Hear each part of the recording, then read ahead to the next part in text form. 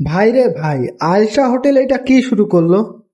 খুলনা শহরের ভিতরে 99 টাকায় গরুর তেহারি।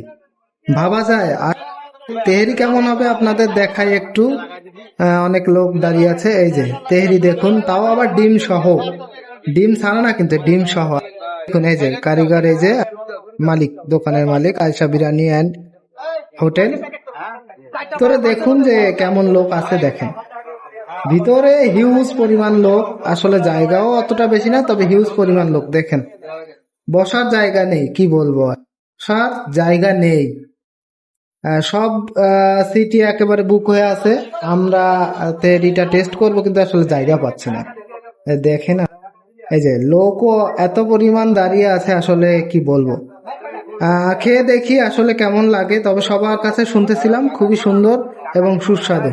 চলে আসুন আয়শা বিরিয়ানি অ্যান্ড হোটেল।